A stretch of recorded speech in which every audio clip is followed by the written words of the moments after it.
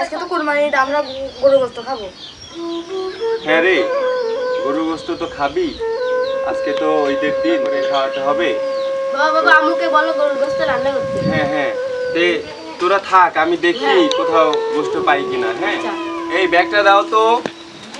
এই নাও ব্যাগ। থাকো তোমরা, দেখি আমি গোশত পাই কিনা। হে আল্লাহ, যাচ্ছি, বাচ্চাদেরকে গোশত খাওয়াইতে হবে, তুমি যে কোনো একটা ব্যবস্থা করে দিও আল্লাহ। আমি মালিক ভাই, মালিক ভাই বাসায় আছেন? ভাই বাসায় আছি। ভাই, আমার ছেলে মেয়ে তো গোশত খাইতে চাইতে, একটু যদি গোশত দিতেন তাহলে তাদেরকে নিয়ে খাওয়াইতাম। একটু গোশত দেন ভাই। ভাই এবার তো আমরা কুরবানি দিই নাই ভাই, আমি মানুষের বাড়িতে চায় চিনতে নিয়ে আইছি ভাই। তাও সমস্যা নাই ভাই, আমার কাছে কিছু আছে, ওখান থেকে কিছু নিয়ে গিয়ে আপনার ছেলে পেলেদের খাওয়া দেন ভাই, তাহলে অনেক উপকার হবে ভাই। ভাই। যাই দেখি, আমার এক গরিব ভাই তো আমাকে কিছু মাংস দিল, একটা বড়লোক ভাইয়ের বাড়িতে যাই। জলিল ভাই, জলিল ভাই। কি হয়েছে, ডাকেন কে? ভাই, ঈদের দিন ছেলে মেয়ে বায়না ধরেছে গোশত দিয়ে ভাত খাবে, যদি একটু দিতেন তাহলে তাদেরকে নিয়ে খেতাম। আজকে বছর একটা দিন তা গোশত দাতা আসে। এসে আমেরিকায় তো বৈশাখ বা নে নিয়ে যাক এখান থেকে সব বছরের দিন আসা লাগে। আচ্ছা ভাই, আসি তাহলে। যান যান।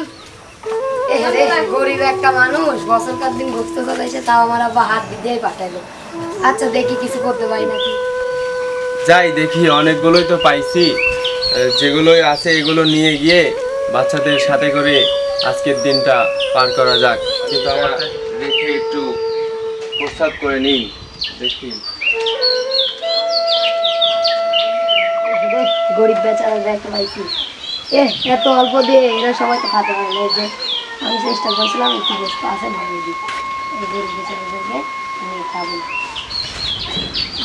এখন আমি চলে যাবো, বুঝতেও পারবেন আমি ঠিক করে দিয়ে দিয়েছি। যাই, প্রস্তাব করা তো হয়ে গেল, এখন বাড়িতে যাই, পোলাপানদেরকে নিয়ে গোশত রান্না করে খাওয়াই। ব্যাগটা এত ভারী লাগতেছে কেন? এতগুলো গোশত কোথা থেকে আসলো? হ্যাঁ, উপরে আল্লাহর তরফ থেকে মনে আসছে। হে আল্লাহ, তুমি সবাইকে ভালোভাবে কোরবানির ঈদটা পার করার মতন এবং সবাইকে কোরবানি দেওয়া তৌফিক দান করো আল্লাহ, আমিন। চাই। বাবা তো গোশত আনতে গেছে, আসলে আমি গোশত অনেক মজা করে খাবো। কই রে, তোরা আছিস? বাবা এই গোশত আনছে, গোশত আনছে। এই যে অনেকগুলো গোশত আনছি আজকে রে তোদের জন্য। মাকে তো বলবো ভালো করে রাঁধতে। যা তোদের মাকে বল ভালো করে রান্না করতে। হ্যাঁ ঠিক আছে।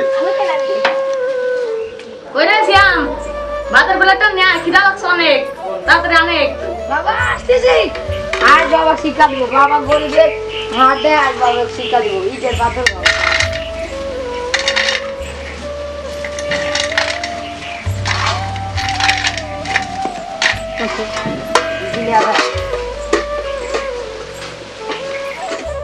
ভাত খাইনি, বাবা ভাত খাও না।